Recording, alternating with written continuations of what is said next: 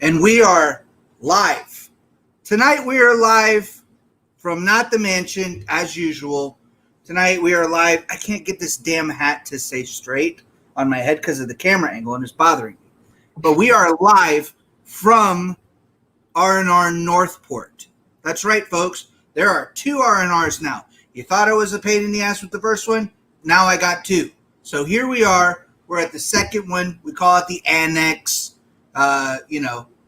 I don't know why they call it the Annex, the annexation of Puerto Rico, Little Giants. Are you even old enough to remember Little Giants?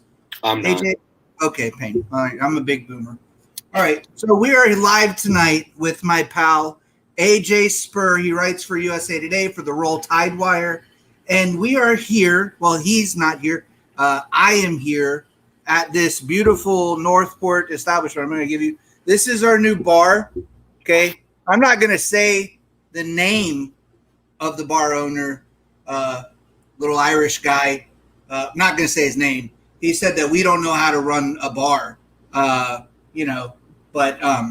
so we just opened up a bar because, fuck you. I can do it.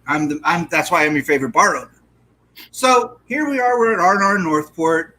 It's a nice bar. It's nicer than the little Irish pub, but here we are. So, anyway, AJ, welcome to the show. I'm glad to have you here. Thank you for finally having me on. I know we've been planning this for a while, going a little bit back and forth. Now, I have not been to the Northport location yet, but I did tell you I'm watching the Kentucky game, Alabama-Kentucky basketball, on Tuesday somewhere. Now, I might go back and forth from the mansion to the Annex, just back and forth as the game goes on. So I think we should watch it at the mansion because, there's nowhere to watch a basketball game than at the mansion because we have an 86-inch 4K TV. Me, Mr. I don't know how to run a bar, only bar in town with an 86-inch 4K TV that people can watch, all their favorite Alabama hoops on, Alabama football, Alabama basketball. There's a lot of Alabama football fans that are watching Kentucky basketball fail right now, but not us because we're Alabama through and through, hoops and football, right? I do Liberty because I went there, but I'm not an Alabama Duke fan or an Alabama Kentucky fan or an Alabama UCLA fan, right? Like I have Alabama and I have Liberty. I just get paid to watch both. So, there's my incentive. You have Liberty. I don't know if you know this about me, but FIU football, if we're talking group of 5 football, Florida International is my school. Yeah. I grew up on that. And their program is not even 30 years old yet. Yeah. Well, Liberty's the same way. We were founded we're barely over 30. Mm-hmm. But Liberty was founded in 1971. So this is actually the 50th anniversary. Jeez, I can't do math. This is actually Liberty's 50th anniversary. So it's a big year. That's the golden anniversary, right? Boom, boom. Get Jerry Jr. on. Well, I know Jerry Jr. would probably prefer to watch. Yeah. No, I don't think he'd like to be on. I think he'd prefer to watch. So, eh, eh. You set that one up perfectly, by the way. 5 years. Yeah, that's Boom Boom over there in the back. So, yeah, man. So let's get into it. We got Alabama hoops. What a week, huh? I mean, they're as high as number 8 in some circles. CBS has them top 10. I mean, that LSU game ended, and I don't know who it was that made those rankings, but they were waiting to click the button to get it going. Somebody at CBS is high on Alabama from the jump, apparently, because LSU happened. Twitter was still rolling, but CBS had them at like number 9, I think, Yeah. or something crazy like that. And people saying that the hardest part of the schedule is already gone. I mean, if you look, all the difficult teams, difficult, quote unquote, for this Alabama team, it's all going to be played at home now. Yeah. And I don't know the timetable personally of when we're getting Bruner back, but as soon as he's back and healthy, undefeated SEC. Undefeated. Man, people get on to me about my takes, right? They say my takes are hot. That was a scalding one. Undefeated. I mean, like, I'm older. I know you're like a young, like you're a Zoomer, as you're called, right? You're a Zoomer, so the memory is recency bias. I am old enough to remember last year, this team, basically the same guys, arguably more talented with Kyra Lewis, but these guys just completely falling apart down the stretch. Well, and then with Avery, they did it a bunch too. But this is not – Alabama's never been a February, March team. Like, so what is the difference this year versus in all of the previous years past? Well, aside from Avery Johnson not being, a plague to this team anymore, the program, let's just look at last year Nate Oates to this year Nate Oates as we get near that, serious talk when it comes to March Madness. Last year coming into when it actually started to matter and you needed to win the games, bubble talk. It was next 4 out or, I forgot what it comes after next 4 out. It's like the next 4 out. Alabama was dancing right around that little bubble there. And I know that's historically, in recent years at least, that's where they've been chilling around. Last year, they enter this serious part of the season in that bubble. Pressure's on them. They're probably not, the team to make that push. We never got to see. As far as I'm concerned, Alabama would have made the tournament. Yeah. Air quotes are on that one. Maybe put an asterisk there. Yeah. But now let's look at where we are right now. The team is what, 12-3 right now? Okay, undefeated in SEC play. They've got nothing to worry about. This team's having fun going into this stretch of the season where the pressure should be on them. Right, and I do want to give a special shout out to Josh Moon, disgraced AL.com writer, who said things were about to get messy for Alabama basketball, and then they went and ripped off 4 in a row, 5 in a row since his tweet. And I think the only thing messy is his career, because he, again, you're a Zoomer, you don't remember all these things, but I remember when Nick Saban got hired at Alabama. Josh Moon called him average, called him overrated, said he actually typed out and hit send on a Nick Saban compared to Tommy Tuberville is appropriately rated as Alabama's version of Tommy Tuberville. So congratulations, Josh Moon. You got it right. You got it right. You still haven't got it right. So, but it's an impressive run. I mean, this is an impressive run. They look as good as I have seen. So,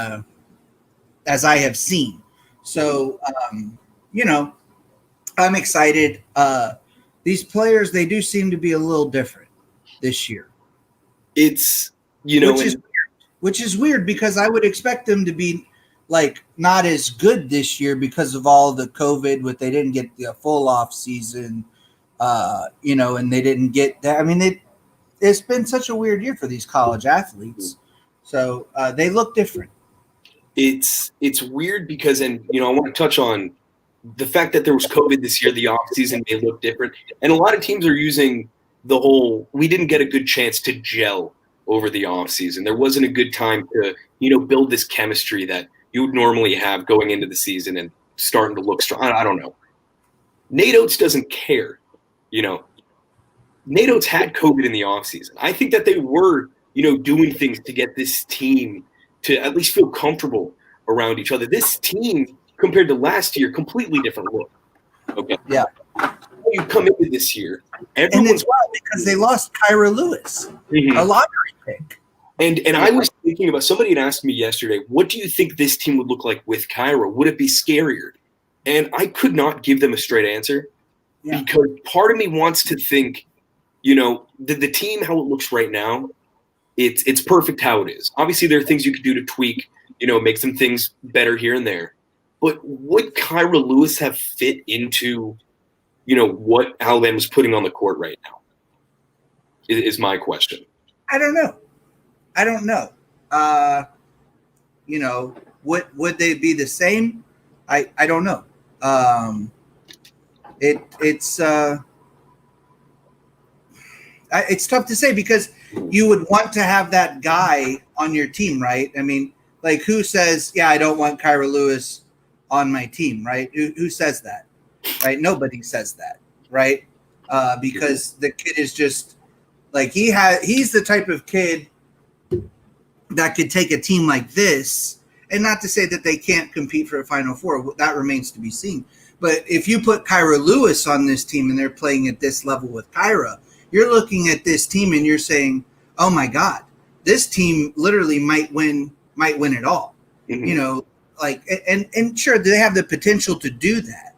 But I think that if you had the choice, obviously you put Kyra on the team because I think that the reason Kyra plays is it's year 2. I think Kyra's probably a better player in year 2 of the Oates system than in year 1 of the Oates system.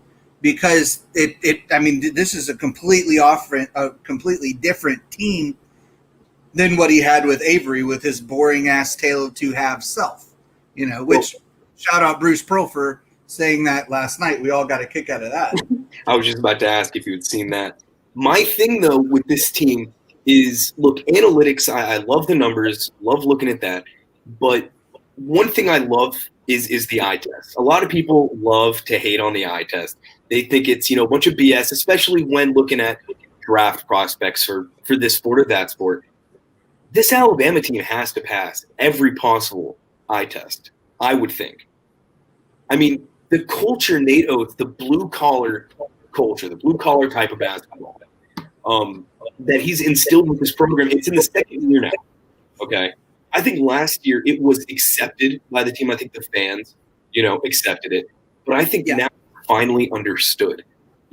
I think the team has not just bought into it, but is now living it. On ESPN they were showing the what do they call it? The hard hat points, right? Yeah. I have one of those. I have a hard hat at the mansion. I need to get Nate Oates to sign it. I have a hard hat. I appreciate the hard. I respect the hustle. I like John Cena as much as the next guy. Hustle, duty, respect, or hustle, loyalty, respect. The 3 pillars, right? The 3 pillars. I was the biggest John Cena freak. Yeah. By the way, went to the Royal Rumble. I think it was 2009 when Rey Mysterio won in Miami. Oh man, yeah, Rey Mysterio. Oh. I grew up watching Rey Mysterio. Who would so if I could get John Cena on the show, would you want to come back and or would you be capable of being on the same screen as John Cena? I would have to get my little John. I had a whole collection when I was younger of all the WWE action figures. I mean, anyone you can name, I had them, and I'd probably just sit here with a little John Cena perched on my Cena chub going. Yeah, I bet you'd have a little John Cena going, right? All right. Well, Rocky Dale Davis got followed by The Rock. Rocky Dale Davis. I don't know the anniversary party next Friday. We've got Rocky Dale Davis, famous Vegas comedian, guy's hilarious. Sometimes Can't give him too big of a head. He probably is watching this. I don't know. It might not be. He's too popular to be watching the show. Maybe he'll listen to it later. I don't know. But Rocky Dale Davis, he's so famous. He got followed by John C. He got followed by The Rock on Instagram. So it was a wild thing. He called me up at like 3 a.m. and he was like, "Hey, I got followed by The Rock." And I was like, "Oh, cool. Can you tell him to follow me too?" And he was like, "I don't think so." I was like, "Okay, I'm going to sleep. But congrats." If The Rock followed, here's the difference between if John Cena follows me versus The Rock. If it was John Cena, it would just be a fanboy thing.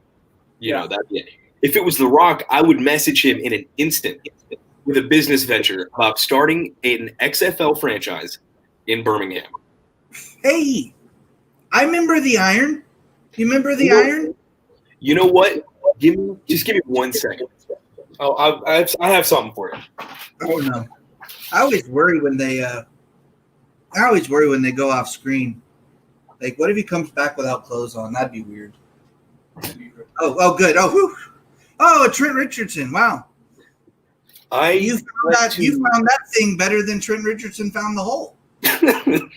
I went to one Birmingham Iron game. It was the Iron versus the Stallions from Salt Lake. Yeah. Oh, you know what? I have the perfect quarterback if they bring the Iron back.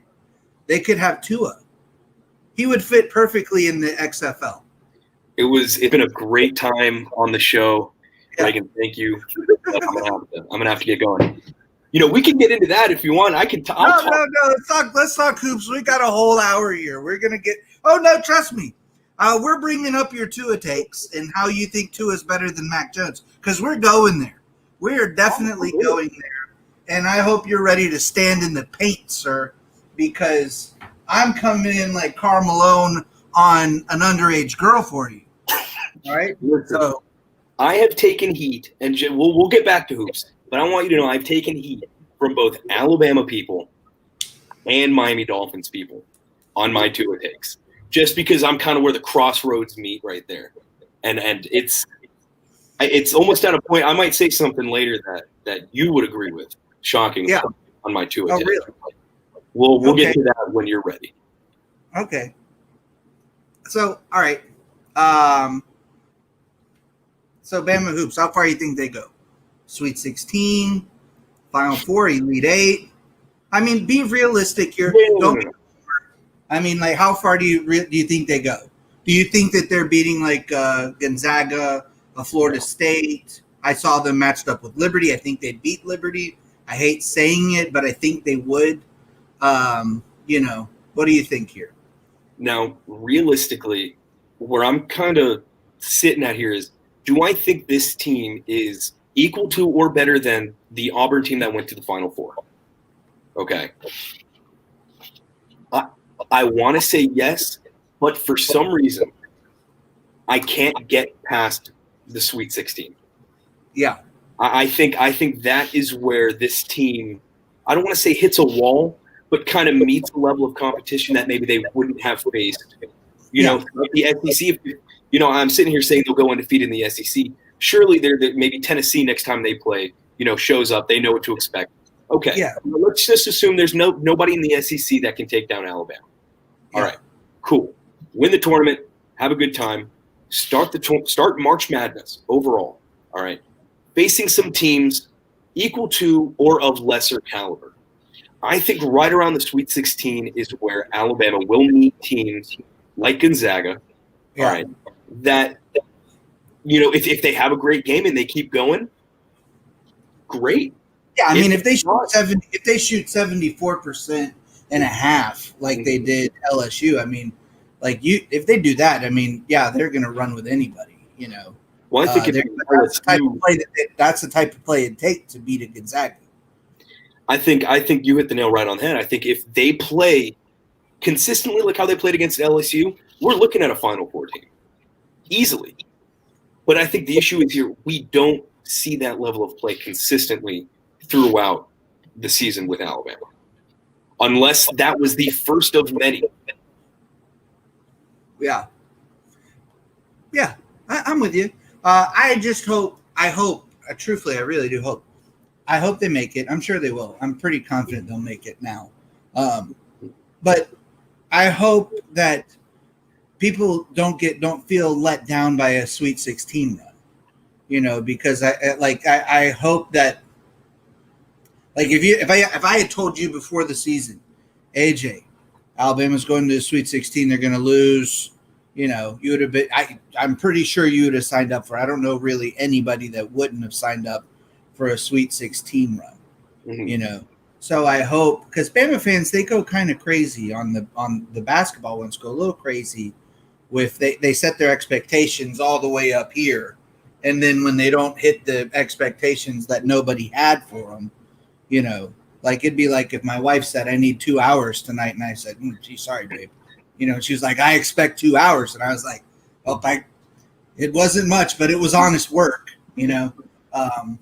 If I gave her, she said 5 minutes. If I gave her 5 minutes, I would feel like that was an accomplishment, So I hope that the Bama fans, that they,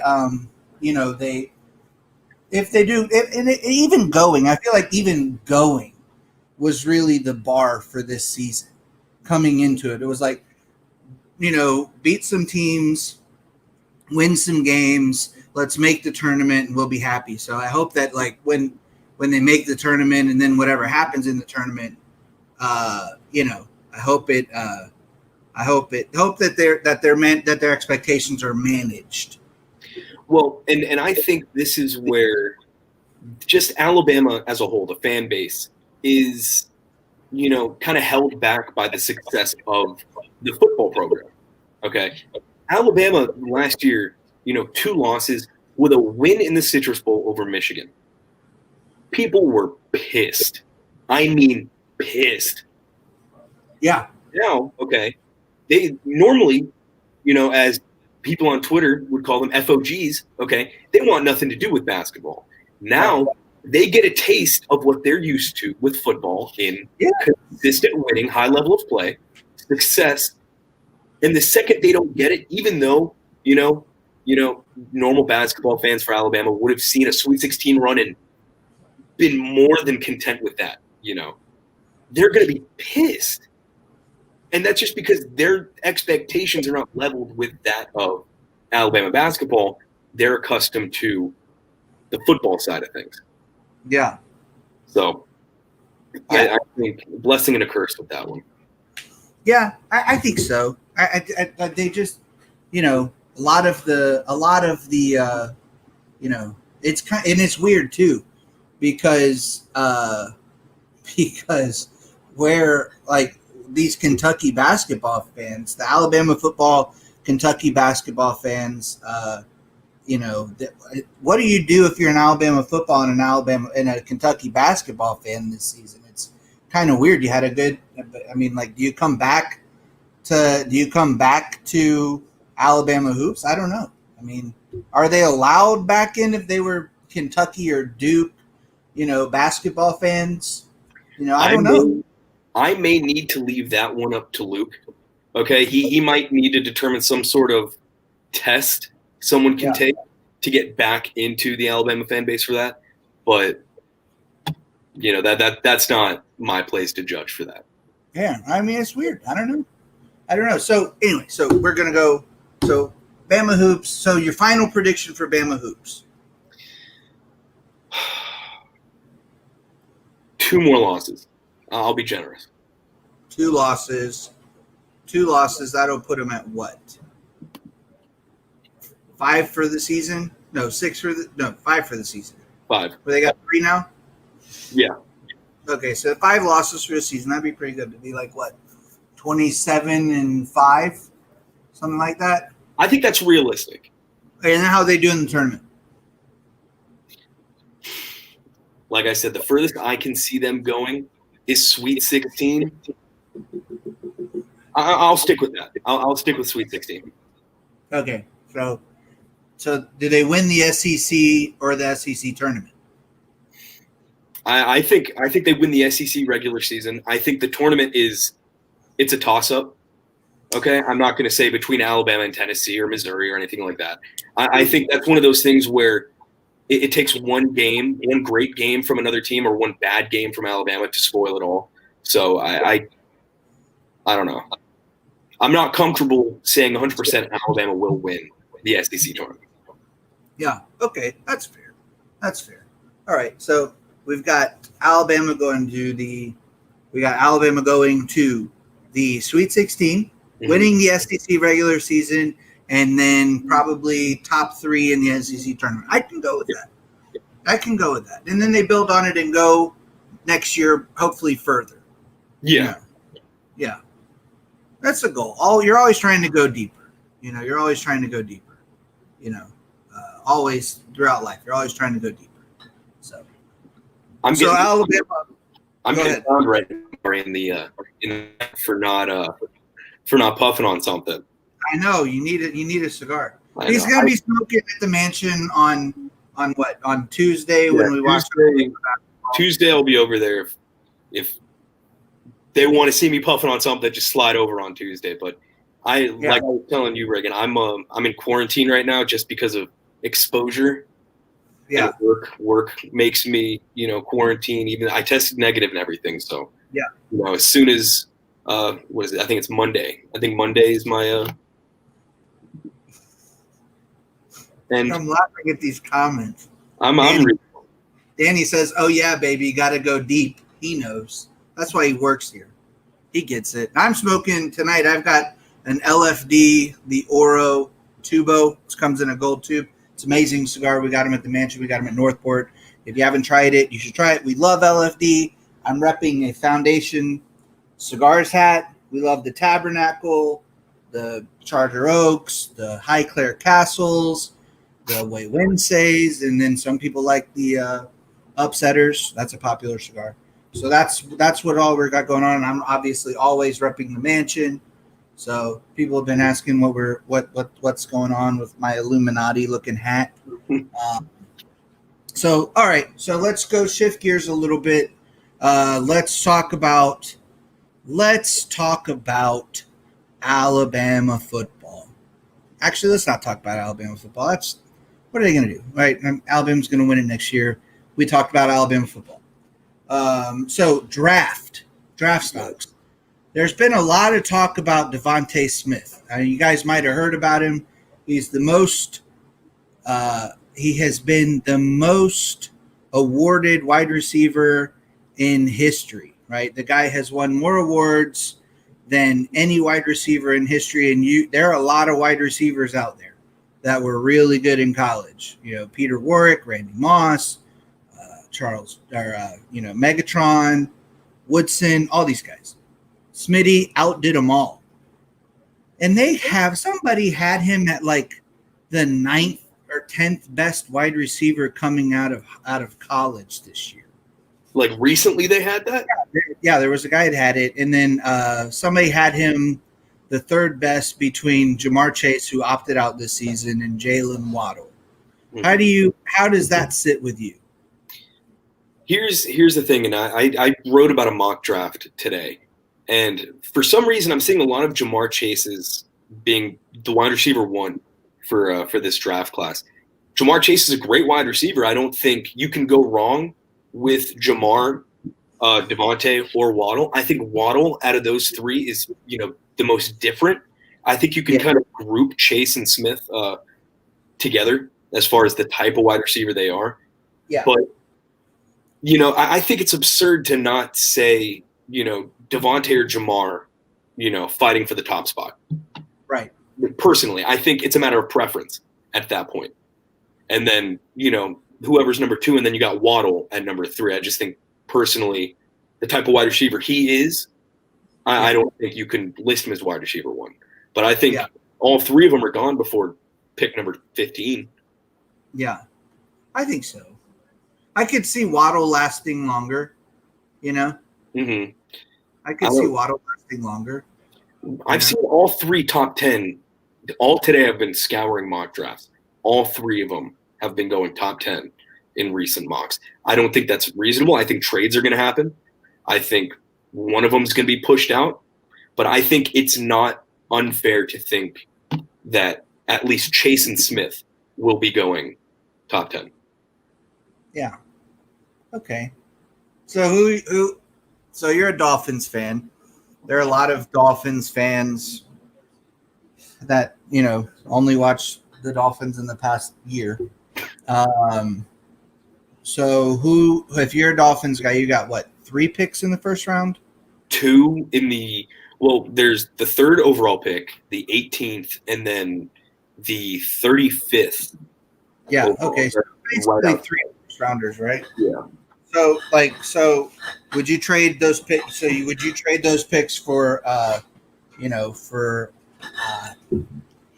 Deshaun Watson? Here's the thing. Yes, I would. I'm pro Deshaun Watson trade. That doesn't mean I'm necessarily anti Tua, but you recognize Deshaun Watson's a better quarterback. 100%. I think not just the better quarterback. I think he's one of the best in the NFL. I think top 5, and he's still on the Texans. So I don't want to have to give up too much if I'm the Dolphins GM, but I think realistically, it's going to cost both firsts, Tua, and probably the 2022 first. Ooh, that's a lot. That's a lot. So say you keep your picks. Who are you going with the number 3 pick? I want Smith. I'm in the camp of Devontae Smith over Jamar Chase, and call it personal bias, with being closely tied to Alabama. I don't think they can go wrong with either one. Like I keep saying, I think they're very similar wide receivers. I would just like to see the Tua Devontae connection. Yeah. Yeah. Okay. So you're not going after Penis Sewell. I think the Jets are getting him. Yeah. You think the Jets are going to take Penis with the number 2 pick, and then you guys are going to get Smitty, and then Justin Fields is not going top 4? Like I said today when I was looking at drafts, I don't know what's happening, but what's his name?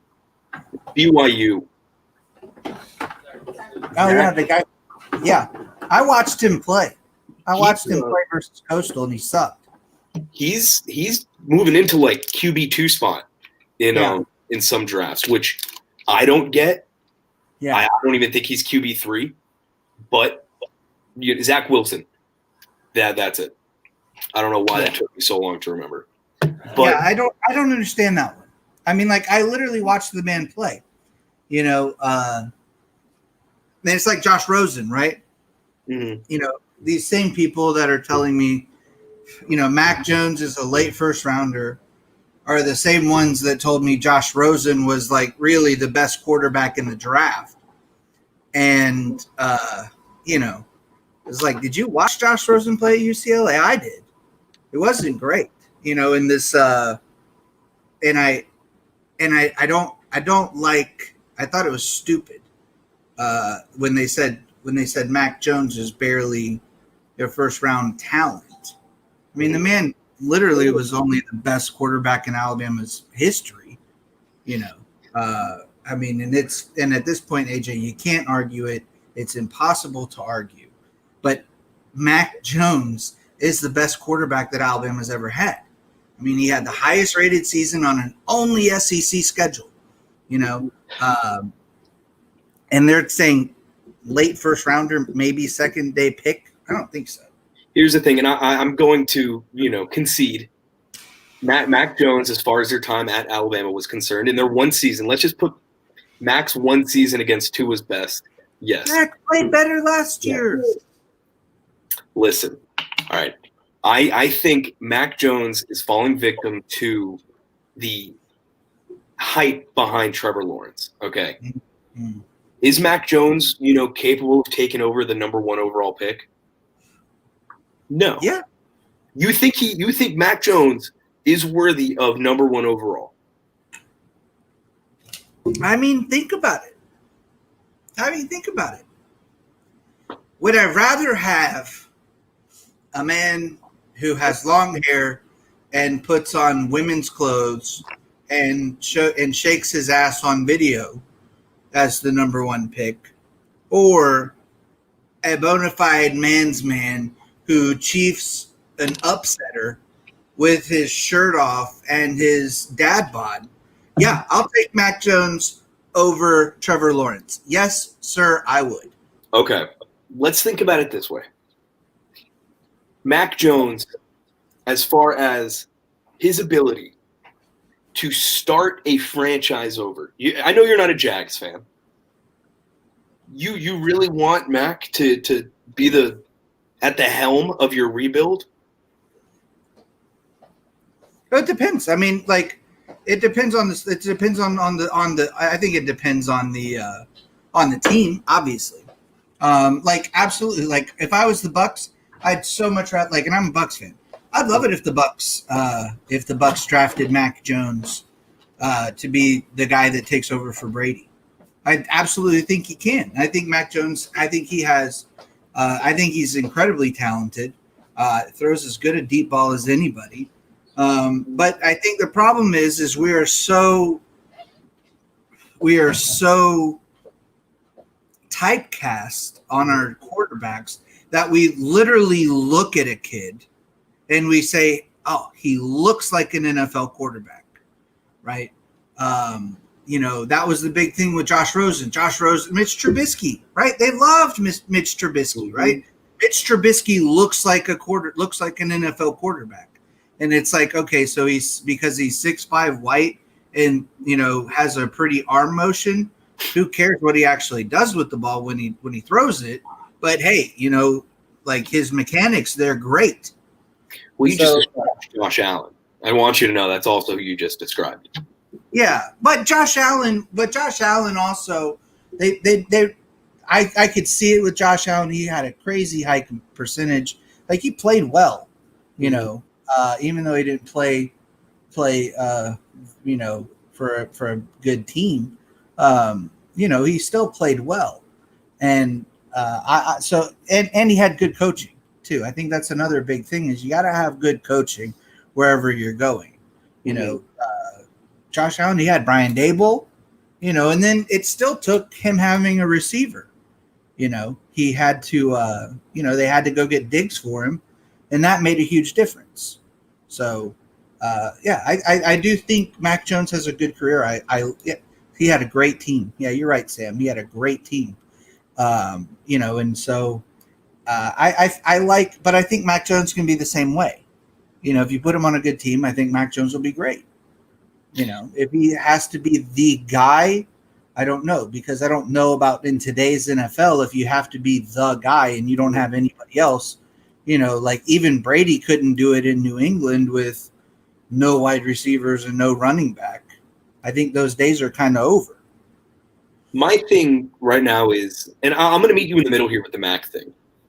I think, he's not, in my personal opinion, he's not someone I could see, with a trash franchise. Okay, let's just name any trash franchise. Okay, I could not see myself putting him, in the position to say, all right, we're going to build around you. Now, at the same time, I don't think Mac Jones is a second-round quarterback. I think Mac Jones is worthy of a first-round pick. But I don't think, he's getting the acknowledgement he deserves because of the Trevor Lawrences, the Justin Fields, okay, even Trey Lance. We came into this season, okay, with those three, Fields, Lance, and Lawrence, right? Yeah. And everyone was so high up on him. Yeah. That it was almost like if you're another quarterback that wants to fight for a first round, selection, you're going to have to, fight for fourth. Obviously, Zach Wilson has, been competing with Trey Lance for QB3, but, Mac, as funny as it is coming from Alabama winning a national championship, I think he is, facing the consequences of not having as much media exposure, before his final season with Alabama, as Fields did with Ohio State, and as Trevor did with Clemson, especially after winning the Natty as a freshman. In my eyes, it's BS how some of the mock drafts coming in, okay, because we don't know what's really going to happen on draft night. We have no idea. I think it's BS that everyone, whether it be analysts, fans, anonymous scouts leaking reports, I think it's all a wash that they look at Trevor Lawrence, from this past season alone, without considering all the media hype and how many times his name has been in the headlines, all right, before this last season. Because he was not impressive this last season. No. Not the slightest. But he's had that number one overall pick locked up since God knows when, probably since he beat Alabama. Well, I think coming out of high school, the hype for Trevor's been there since he came out of high school, right? I mean, that kid, he was always going to be, he was supposed to win a Heisman. He was supposed to win national championships. Justin Fields was the same way coming out of high school. He was supposed to win a Heisman. He was supposed to win a natty. I thought for sure Justin Fields wins the national championship before he leaves college. I was like, I've always been all in on Justin Fields. And maybe if he doesn't go to Georgia, maybe he does win a natty. If he goes with Jimbo, maybe he wins one. If he goes somewhere else, I don't know. But I think, for me with Mac, though, I think Mac, I really do like Mac as a player. I like him as a player. I like him as a leader. I like him as a quarterback. And I think he brings a lot to the table that I think people just tend to overlook because those aren't necessarily the qualities that they, like when you talk about NFL talent anymore, they want, a big guy that can run the ball too. And they want a guy with a big arm. And Mac Jones has some wheels. Mac Jones got a big arm. And I see him having a lot of those. The guy's pretty accurate too. Let's not act like the guy didn't just complete I think he had over 70% completion percentage in this year against a very tough schedule. So, I just don't. I don't think so. I just don't see. I don't see what they're not seeing. But that's why I sit here and do a podcast for, and at my two bars, and they make millions of bucks to be wrong. So, if you can sound right when you're wrong, that's when they'll pay you the millions. Boy, I tell you what, I always sound right when I'm wrong. I don't know that I've ever been wrong. I'm just going to be honest with you. Mm-hmm. I haven't been wrong about Mac Jones being better than Bryce Love. I haven't been wrong about Mac Jones being better than Tua. I haven't been wrong about Mac Jones being better than Jalen. So, when it comes to Mac Jones, I've been pretty on there. Let me ask you this, because I was not hot on Mac Jones at all coming into this season. And it wasn't Bryce Young than Mac.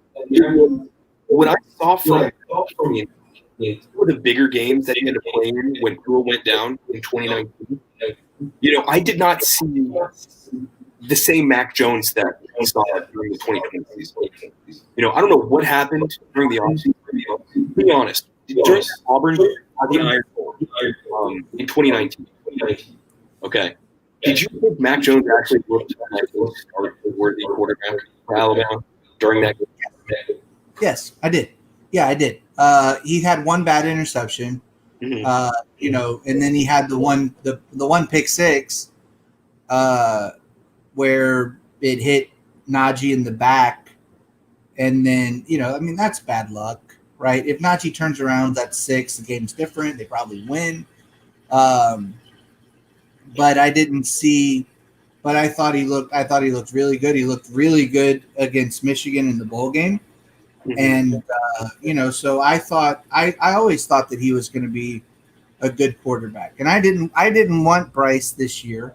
I wanted Mac. And, I think the kid proved a lot of people wrong. And I hope he does it at the next level. I don't want to see Mac go into the NFL and start immediately. I don't think that's going to be good for him. I don't know how you feel about that. I think if you put Mac in a similar situation to, I'm going to get hell for this. I mean, Patrick Mahomes, he was benched. He sat. You know, he learned the system. He figured out how to be an NFL quarterback before becoming an NFL quarterback. Well, and it also took like one of the worst injuries in NFL history to get Mahomes the starting job. So I hope that doesn't happen with Mac. But is that not what happened with Mac at Alabama though? No, I don't think so. I mean, was Mac ever really destined for the starting position? Do you think that there would have been talk behind Mac if it wasn't for the injury to Tua in 2019, where Mac had to step in to fill in for the rest of the year? I mean, you said he didn't look good. You said he didn't look good in that game, so. No, but there were, in my opinion, but there were still people like yourself who looked at that and thought, damn, I want this kid to be my starting quarterback. And you were right. I'll give you all the credit, given to you. But do you think that the camp backing Mac heading into the 2020 season would have been as strong should Tua have finished? You're right. No, I don't think so. I mean, there was definitely some things to look at and say, this guy can throw it. This guy can be our guy. This guy can do all the things that we need him to do to win us a national championship next year. And he went on and did it, Mm-hmm. And I mean, the kid, I think I love the kid. I wish him well. Hope he goes to Tampa Bay. I really do.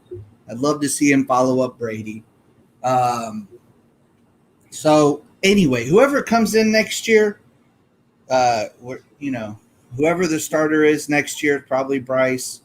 But whoever comes in next year, they have a tall task because they are going to be playing for the man that traded away Dustin Hopkins and traded away the number 3 pick for Laramie Tunsil, our new offensive coordinator, Bill O'Brien. How are you feeling about Bill O'Brien? I think that he can't legally trade anybody from the team, so I think that's a plus. Let's be real. He probably would trade like Mechie for for some more like dip. If I had to guess, we have like an unlimited supply of dip at the complex. I don't think it's a bad hire. I don't know. I think it's a good hire. I don't have an issue with it. I think Bill O'Brien was successful in his time at Penn State. I mean, that's what led him to the Houston Texans job. I think he made a whole career out of being a collegiate assistant coach, prior to even being with Bill Belichick in New England for, however many years he was there for. It was a decent amount of time. Granted, they never won a Super Bowl there, but he did work with Brady closely. He worked with Bill closely. And if anything, we know Saban and Belichick are, so yeah. I don't think that it was a terrible hire. I think it was an above average hire. I don't know who else they would have gone with. I don't know who else they could have snagged from another team. That's the thing. All right. Of all the available coaches, I think Bill O'Brien was the best. But I don't know if they even reached out to any other programs to gauge interest from, other offensive coordinators or QB or RB coaches, stuff like that. It's weird. He's one of those guys that actually coached on defense. People don't realize he's a defensive guy. He played defensive back and linebacker at Brown, so he's pretty smart. He got his start coaching at Brown, went to Georgia Tech, worked his way up to offensive coordinator. He did a stint at Maryland. To shout out to Mike Loxley, the OC quarterback coach at Duke. Then he worked his way from offensive analyst with the Patriots all the way up to the offensive coordinator, Penn State head coach, Houston Texans, 6 years as a head coach, went 54-52 in the NFL, He's won the Paul Bear Bryant Award, so that's good. Coach of the Year, Big Ten Coach of the Year, the ESPN Coach of the Year. 2012 was a good year for Bill O'Brien, huh? So that's our new offensive coordinator. For those that are like, oh, the guy just all he did was trade away, DeAndre Hopkins, right? So he's got a resume, and it's a long one. Maybe this was his plan the whole time. I doubt it. Going to trade away some picks, going to trade away star players, going to have a disgruntled quarterback, going to get myself fired with a nice buyout, going to work my way back into college game. So does it concern you having basic, like, are we like Holman Wiggins, I guess, is the only guy that hasn't officially left yet, right? The wide receiver coach. So does it concern you a lot having going into, they're going into signing day. I guess their class is basically done, but going into signing day and you still have 3 coaches on the offense that you still don't know what's going on. I think that other coaches from across the country are going to be looking at Alabama, looking at their recruits especially, and pointing at, they still have holes to fill. Look at how many people left.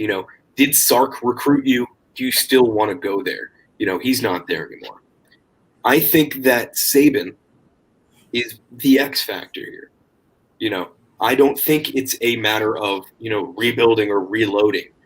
A lot of these players, regardless of who recruits them, knows one stat from Alabama football, and that is every single recruiting class that Nick Saban has had come through Tuscaloosa has at least played in a national championship. This is wild, right? So this is wild. I'm looking at their recruiting class now, right? Mm-hmm. So out of their class they have 26 commits, right? Mm-hmm. They also have a Devontae Smith. He signed. On the defensive side, though. He's on defense. Yeah, he's a corner, yeah. But out of the 26 that have signed, 14 are already enrolled. That is just an absolutely silly number to have 14 kids already enrolled. What a huge edge going into spring camp to have 14 kids already there and already enrolled. And keep in mind, there's still time for transfers to come in. There was obviously this whole thing with Tennessee's blowing up. Mm-hmm. Numerous kids have already announced they're looking to transfer. One of them is this kid Henry To'o, I think his name is how you pronounce it. He was a 4-star out of California, 2019 class, played as a true freshman at Tennessee, lit it up. He's their star linebacker. Gone. If he didn't commit to Tennessee, you know where he would have committed? All the crystal balls were either Tennessee or Alabama. Yeah. And you got to paid a lot of money to go to. He got a lot of Happy Meals to go to Tennessee, buddy. He got a lot of Happy Meals. It was more than just toys in that bag. I love the memes that have been coming off this. Yeah, been a lot of them. But hold on, Sam has a good point in the chat. Sam said having a staff with multiple former NFL head coaches is a big sell. Who better to teach and train kids on what it takes to be an NFL star than former guys who spent multiple years training some of the league's best?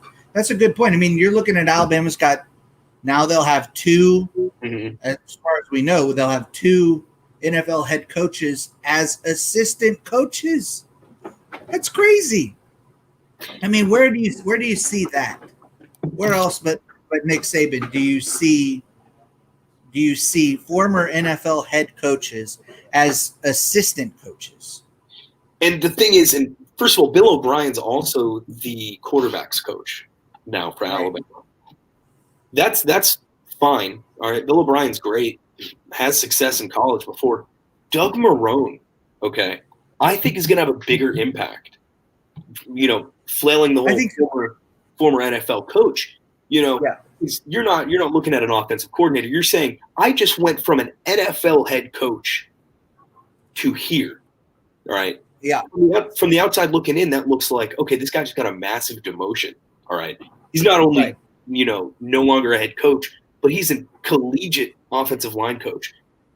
But if I'm a 4 or 5-star offensive lineman from anywhere in the country, I'm going to want to learn from that guy. And especially with the experience he has coaching offensive lines. Yeah, I mean, like you look at Marone, he played in the league, coached offensive line at Coast Guard, Northwestern, Georgia Tech, Georgia, the Tennessee. He probably wasn't doing the McDonald's bags there. Coached at the Jets, the Saints offensive line coach. Then he coached the Jags offensive line. Then he was the head coach at the Jags, head coach at the Bills, head coach at Syracuse. Now he's Alabama's offensive line coach. I mean, that's a pretty good resume for an offensive line coach. That's what I'm thinking. Marone is going to have better luck recruiting than O'Brien. I don't think O'Brien's going to have a hard time recruiting. But if we were to, take a scale and weigh the two recruits that they're going to be bringing in, I think Marone's going to be, dropping his end. Well, I mean, if we're taking a scale to the recruits, I would hope that Marone's guys outweigh the guys that O'Brien's bringing in. I mean, given that he's recruiting offensive linemen, I'd hope that they'd be bigger. I've seen small offensive lines, I remember watching Notre Dame. I seen Michigan State versus Alabama. So, Coastal's offensive line did not look that big. And they got that 5'9" center. Yeah, wild, right? We have number 69, Landon Dickerson. Rest in peace. Probably one of my favorite Alabama players of all time. So, what do you think for Alabama football going forward next year? I honestly don't see a difference in the upcoming years. I think it's going to be a big, change with the quarterback. A lot of people now are jumping on the Paul Tyson train, which blows my mind. Yeah. I watched some of him in high school, and he's not bad. He's not terrible. He's not. But I've watched tape on him and Bryce Young.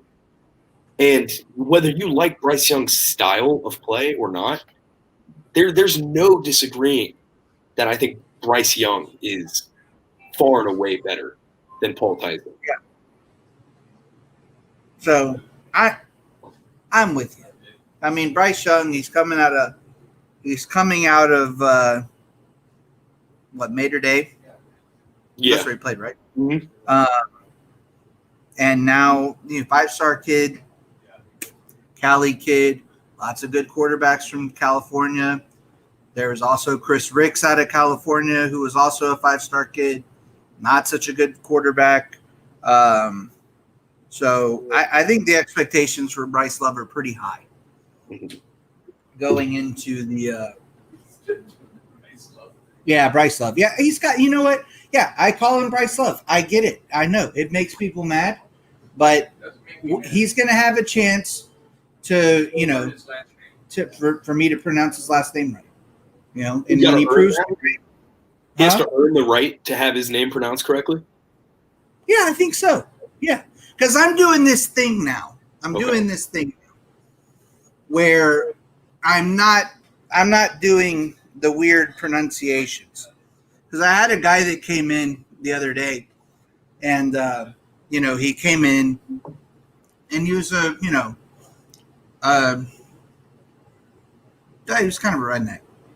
And, he kind of talks with a big Southern accent, which is fine. I don't have a problem with that at all.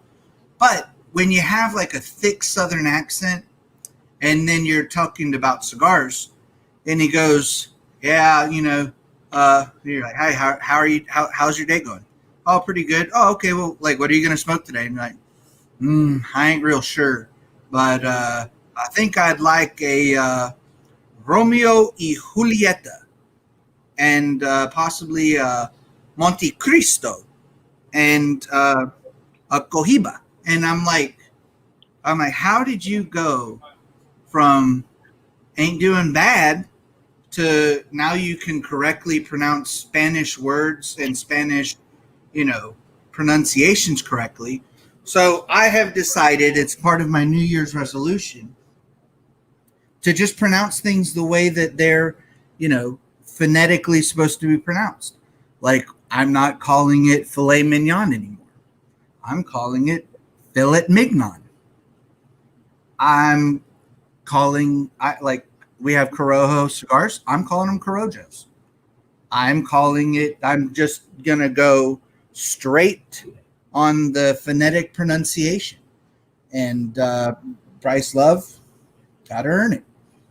Got to earn it because, otherwise I'm just buying into the hype, I think. So if that's the case, I want to hear what your names would have been for Mac, Tua, and Jalen. If Bryce Young's Bryce Love before he earns. Yeah, Tua Tagovailoa. Okay. Mac? Tua Tagovailoa. Jalen Hurts, that's pretty easy. There's nothing there.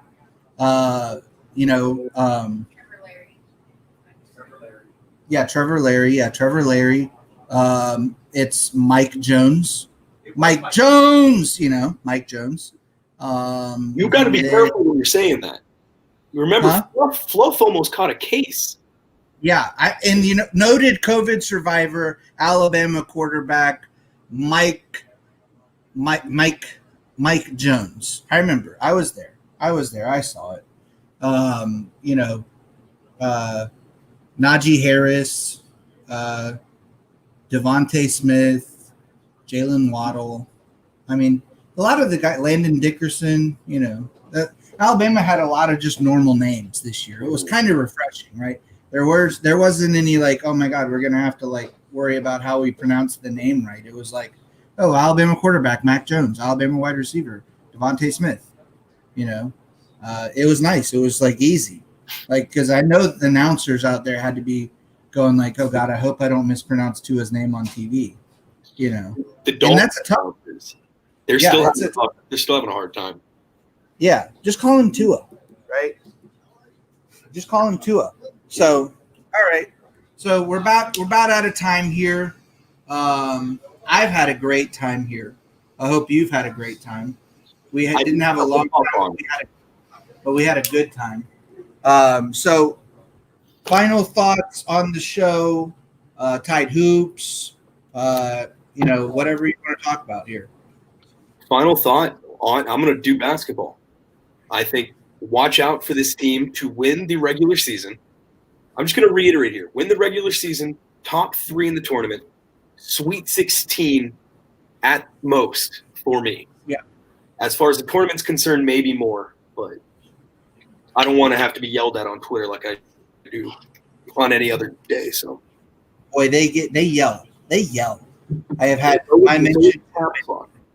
my mentions have been ruined over this tweet about making fun of Auburn fans watching Alabama become a basketball school. Auburn fans are mad, and they're mad because their coach is fat. They're mad because they've been cheating and they got caught. They're mad. And I'm sorry, but all they can do is tweet through it. That's all you can do. And I hope that they tweet through it. And I love it when they show how angry they are on the social media because it makes me laugh. So it's an important time. It's an important time in Tuscaloosa and in America.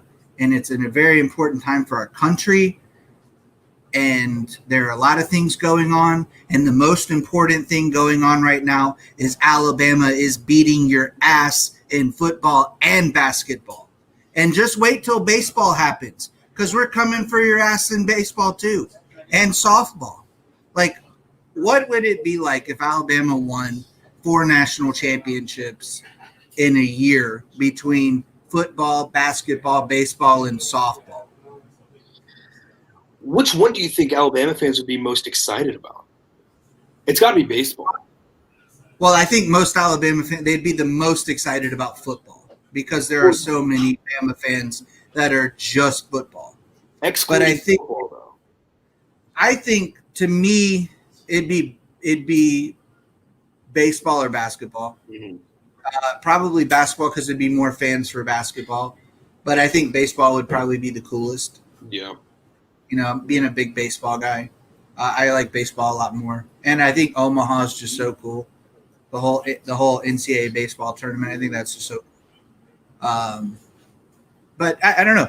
I'd love to see it. I'd love to see a national championship in baseball or basketball. I wouldn't complain about either. Both would be pretty cool too. Thank you for coming on, pal. This has been the R&R cast. I hope everybody had a great time. We had a fun time with ourselves, as we always do. And till then, I'll see you next time. Next week, we're gonna have Rocky Dale Davis, Vegas comedian. We're going to have the guy from Yellowstone Bourbon coming on in February. We're gonna have the Clyde Mays guy come on soon. We've got some awesome guests coming up. Hopefully, my friend Adam Baldwin will be on at some point to my favorite TV show, Firefly. But we got a big year ahead of us on the R&R cast. Thanks for coming on, AJ.